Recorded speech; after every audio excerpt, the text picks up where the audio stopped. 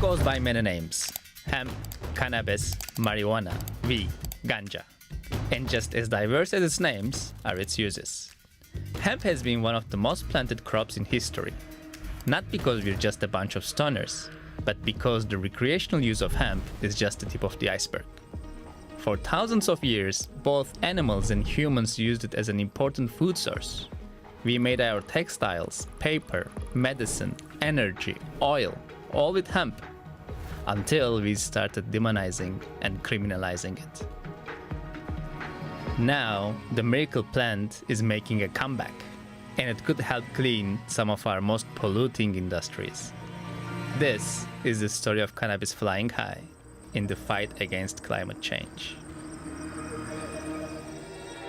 But first, a little bit of history. Long ago, when these ancient Grecian temples were new, hemp was already old in the service of mankind. Hemp cultivation started 12,000 years ago in China. And from there, humans spread it everywhere. I mean everywhere. Because if you had hemp, that meant you also had food, oil, clothes and more. You can't tell human history without trade, and you can't tell trade without ships.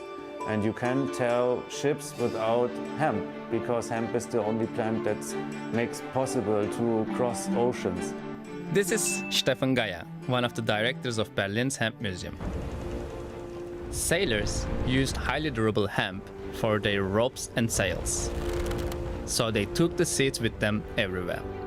Because after wood, hemp was the second most used material on the ships. Especially in the colonial era, it assumed strategic importance. Napoleon forced the biggest hemp producer at the time, Russia, stop selling hemp to his enemies in order to weaken them.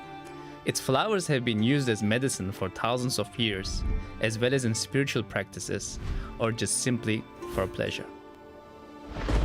But then came the dark ages for cannabis. First, because by the late 19th century it was losing out on efficiency and price against new materials. New technologies were invented for cotton, which boosted its supplies of fiber. Trees replaced hemp as a paper source. And later, sails and rope were made with petroleum-based synthetics. But what really killed the plant was something else. There was a zeitgeist for banning the substance use of recreational drugs. So there was this idea we can control the black parts of our society, the Hispanic parts of our society, the gay people, all these non-white conservative religious groups, by saying they're using a new drug. Thus, the miracle plant became the forbidden one. Cannabis sativa has a lot of varieties. Some grow short but very flowery, rich with the psychoactive substance THC, while others grow tall and are perfect for fiber production. Industrial hemp is very low on THC. When the cultural war on cannabis started, no distinction was made between different varieties of the plant. From the 19th century on, the whole plant with all its varieties was banned in Brazil, Mexico, Turkey, Greece, Egypt and South Africa, which contributed to its decline. In 1937, the US also restricted its cultivation and pushed its policy to the rest of the world. That restriction and the stigmatization led to hemp being overlooked as a material for decades. But now, scientists are slowly discovering that its uses can go well beyond what we have known so far, and could help us clean up a lot of industries. A big one is construction. The building and housing industry produces almost 40% of all carbon dioxide emissions. But hemp might help change that. Hemp wool is already in use as an insulation material. But now, more and more sustainable construction companies use hempcrete to build walls and floors too, like this 12-floor building made with hempcrete in South Africa.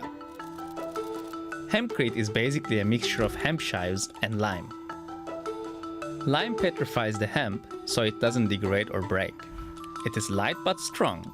It is breathable, so it regulates moisture and temperature better. That means lower energy bills, no mold, and basically a non-toxic environment. It is fire resistant, and due to its flexibility it can withstand major earthquakes. Its insulation properties are also off the charts. It works as heat, sound and humidity insulation. And after its lifetime, hempcrete can be reused as fertilizer, as it is totally organic. The concrete it's replacing is the world's second most used material after water, and is responsible for 8% of world's carbon emissions. But hempcrete walls do not only produce less carbon than concrete ones, they are actually carbon negative. That means hempcrete stores more CO2 than it requires to make and transport. That is due to hemp's carbon storage capacity. Compared to trees, hemp can potentially breathe in and store up to 4 times more CO2. Applying hemp fiber-based products in the construction industry, we safeguard that we store carbon for a long time, 60, 70 years, in the construction buildings. This is Mark Reinders from Hempflex. The company is one of the biggest hemp processors in Europe, providing hemp to different industries from automotive to construction. His father was a hemp farmer, so he basically grew up with hemp crops. Hemp fiber insulation stores on a net base more than 50 kilograms of carbon dioxide per cubic meter of hemp insulation. For your reference, the production of glass wool or rock wool insulation emits over 250 kilograms of carbon dioxide. Producers say building with hempcrete is competitive, and Mark Reinders thinks prices can go even lower. But the obstacle is, in most countries, construction regulations are very strict, and introducing a new construction material can take years of testing and bureaucracy. Hemp is at the beginning of that road in many countries. Hemp can also help to reduce deforestation. Until the late 19th century, most paper was made of hemp. Early Bibles and even the drafts of the US Declaration of Independence were written on hemp. But today, paper is made from trees, and it is one of the biggest drivers of deforestation. Every year we lose forests the size of Portugal. 15% of all trees we chop down are used to make paper. Global demand is expected to at least double, and in some cases almost triple. While we are losing our forests, some companies are more willing to reintroduce hemp into their paper production. Not in the low-end applications like toilet paper, but more in the high-end applications like banknotes, value documents, but also in cigarette papers. At the end of the day, you will smoke it anyway. There is another industry that has been blowing smoke about its environmental footprint: textiles. Textile industry is a little bit the holy grail, the Champions League for any fiber. It's also a champion polluter, because cotton needs a lot of toxic pesticides and water. In fact, 54% of all the pesticides used in India, the world's leading producer, is used in cotton plantations. Not to mention that it kills the soil, as well as draining scarce water sources. Just one regular cotton t-shirt uses approximately 3,000 liters of water, enough to provide a person with drinking water for almost 3 years. Now the industry is looking for alternatives. Hemp doesn't need much water, doesn't need much fertilizer, and doesn't need any pesticides to be grown.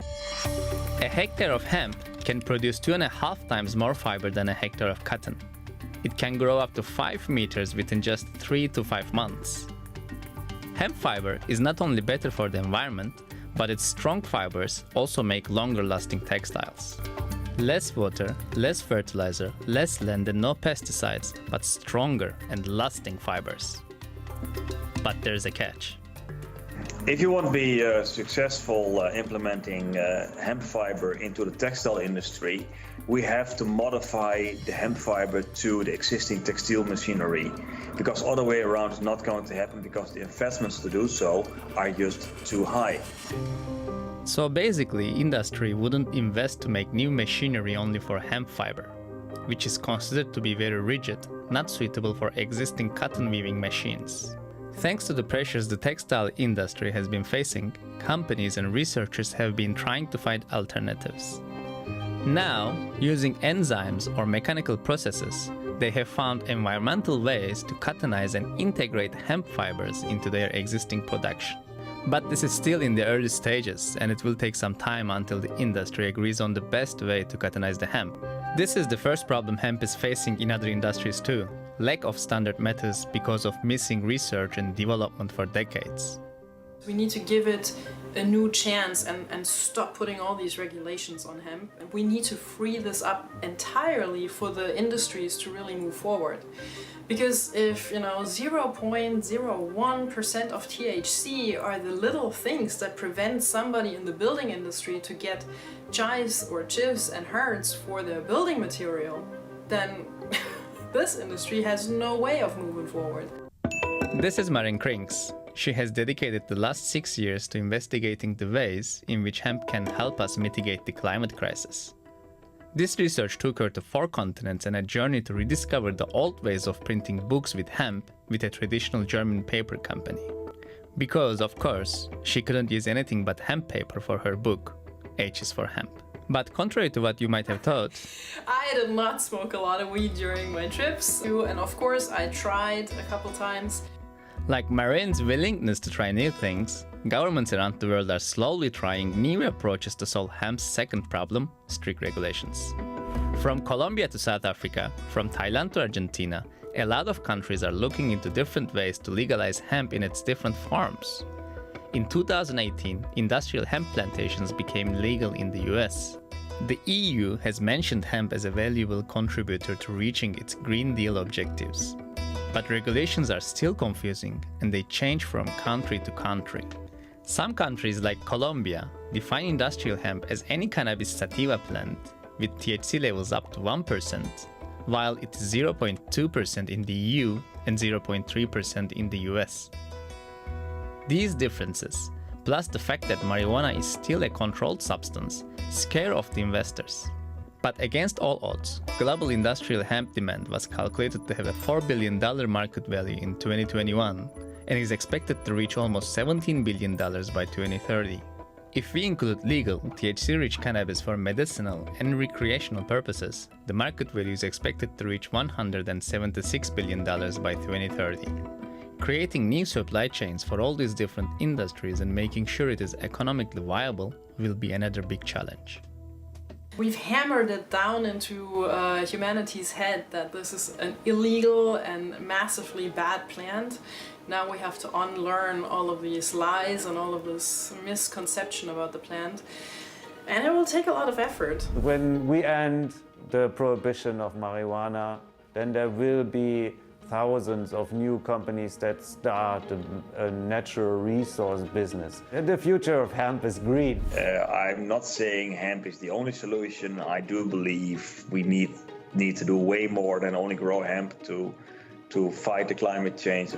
We haven't even talked about the nutritional and medicinal uses of the plant. As scientific research increases, we might encounter more unexpected uses for it, like as a possible superconductor in EV batteries, or as biofuel, or as a superfood. This has been a real trip. I'm sitting on a hemp chair, wearing a hemp shirt, and having a hemp chocolate. We all love good stories, and in the book of plants, cannabis has definitely have an extraordinary chapter.